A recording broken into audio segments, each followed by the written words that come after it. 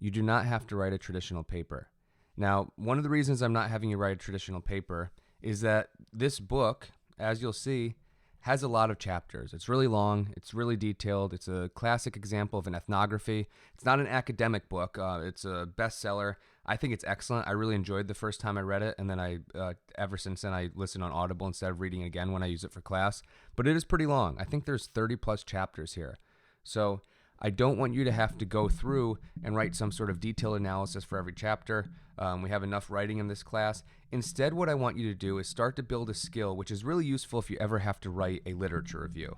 So if you have to write a literature review, it's about boiling down things that academic arguments or examples or case studies to the simple thing, to something simple, to the important thing that you can take away from it, right? So what I want you to do as you read each chapter, write a 2 to 3 sentence summary of what was going on. So each chapter is going to focus on a particular character or maybe a particular basketball tournament. Maybe it's looking at one of the youth athletes. Maybe it's looking at a coach. Maybe it's looking at someone in the shoe game.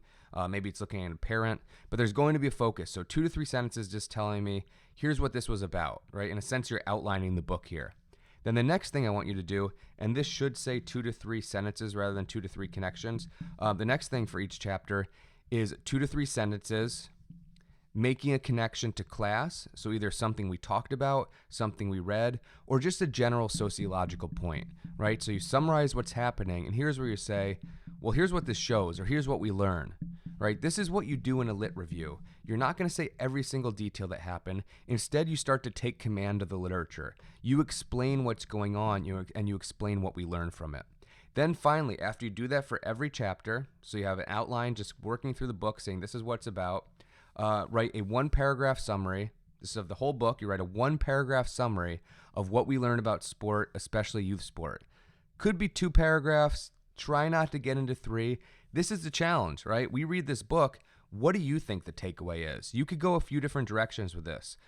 2 students could get A's on this assignment and write completely different takeaways and make completely different connections and write completely different summaries of the chapter. It's your interpretation of what we're reading, still based on the book, so you could say something wrong, but it's your interpretation of what we're working through. The other thing that you have to do, now you might want to start reading this book early. Say the first part of the semester is a little bit of a lighter load for you. Say that you know the second part of the semester is going to be particularly busy. Get started whenever you want. And like I said, this is available as an audiobook. So you could go on audible.com, sign up for a trial. You get 1 free book. Choose this book. If you don't want to get more audiobooks, just cancel it after you download this book. Or you can keep the subscription if you want. That way you could listen to this book instead of actually sitting down reading it if you want, which it's great if you have to drive around a lot. It's great if you have to take a lot of walks, if you have a job where you're sitting somewhere or standing somewhere and you can have your headphones in. So start reading this whenever you're ready.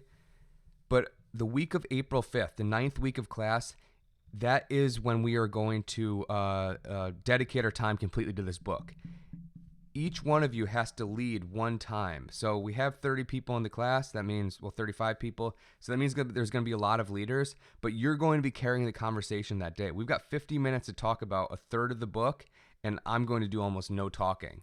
So people who are in the lead that day, you're going to carry us through that conversation. And you could ask questions from the other people who should have been reading the book too, but it's really our chance to see you guide us through it. You don't have to work together as a group, but come ready to talk, and you're each going to be bringing up points.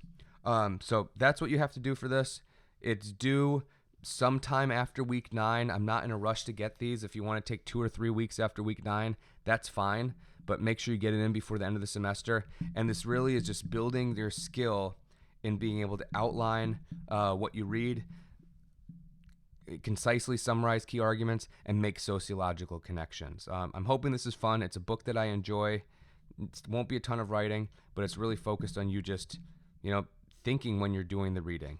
So that's the plan. Let me know if you have questions.